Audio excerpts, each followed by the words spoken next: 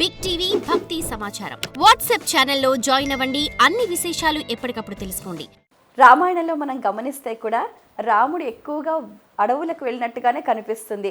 ఒకసారి విశ్వామిత్రుల వెంట, అలాగే వనవాసానికి వెళ్ళినప్పుడు అనేక సందర్భాల్లో ఈ రాముడికి అడవులకు ఉన్న సంబంధం ఏంటండి?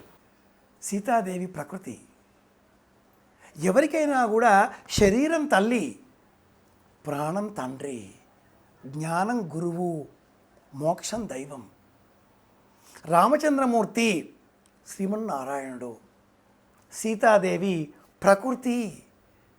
ఇందు నిమిత్తమై రాముడు అయోధ్యలో చాలా కాలమే ఉన్నాడు. ఆ మాటకు వస్తే వివాహం కాకంటే పూర్వం 13 సంవత్సరాల ప్రాయం వరకు, ఆ తదుపరి అయోధ్యలో 12 ఏళ్ల కాలం, అడవులలో కేవలం 14 సంవత్సరాలు మాత్రమే ఉన్న ఆ రామచంద్రమూర్తి ఆ తర్వాత కూడా 10,000 సంవత్సరాల కాలం పాటు కుశలవులను వెంట పెట్టుకుని రాజ్యం చేశాడు.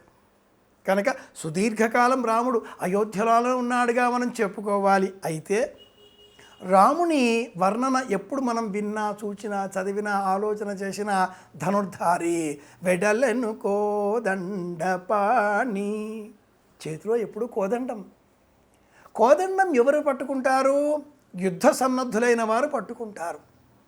ఎంత సుకుమారంగా పట్టుకుంటాడా రామచంద్రమూర్తి అంటే, భోజ మహాకవి వర్ణించినటువంటి రామాయణ చెంపువులో ఒక వీణ పట్టుకుంటే, వీణ మీటితే ఎంత సుకుమారంగా ఉంటుందో అంత సుకుమారంగా రాముడు కోదండాన్ని పట్టుకుని ఉంటాడు అని వర్ణించిన ఈ మహాకావ్యం అడవులలో రాముడు ఉన్నాడా, అడవులలోనేనా అని ఎందుకన్నామంటే, ప్రకృతిని, పర్యావరణాన్ని కాపాడుకోవడం.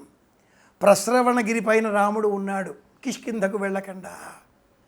అలాగే పంచవటిలో ఉన్నాడు రాముడు, పర్ణశాలలో ఉన్నాడు రాముడు, అనేక నదులను దాటిన రాముడు.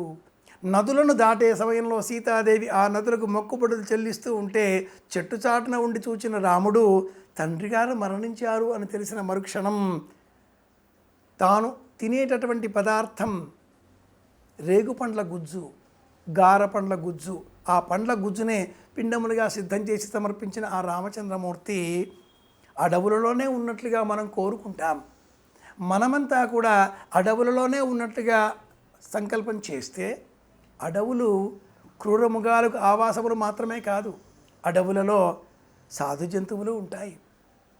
మానవారణ్యం, జనారణ్యం, ఇందులో మనం ఉన్నాం, మన కుటుంబం ఉంది, మన చుట్టుపక్కల బంధువులు అందరూ ఉన్నారు. ఈ జనారణ్యంలో మనమంతా కూడా సాధు జంతువులమే.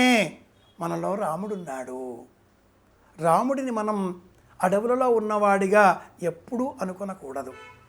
మనం అడవులలో ఉన్నట్లుగా భావన చెయ్యాలి. మనలో రాముడున్నాడు కదా. ఈ విధంగా ఆలోచన చేస్తే అడవి అంటే నగరానికి భిన్నమైనదని కాదు, అది నిజమైనది అని అర్థం. అడవి, గ్రామం, పల్లెలు కన్నతల్లి వంటివి, పట్టణాలు ప్రియురాలి వంటివి అని వర్ణిస్తాడు దేవరకొండ బాలగంగాధర తిలక్. కాబట్టి పట్టణాల కంటే పల్లెలే మేలు అనే సంకల్పాన్ని మనలో పెంచడం కోసమే జనబాహుళ్యంలో వనవాస రాముడు, ధనుర్ధారి కోదండరాముడు, అడవులలో వనములలో సంచారం చేసిన రాముడు, దండకారణ్యములో నివాసి అయిన రాముడు, పర్ణశాల రాముడు, ఇలా మనం తెలుసుకున్నాం, ఇలా స్తోత్రం చేస్తున్నాం. ఇది నేపథ్యం. For more videos like this, subscribe Big TV channel.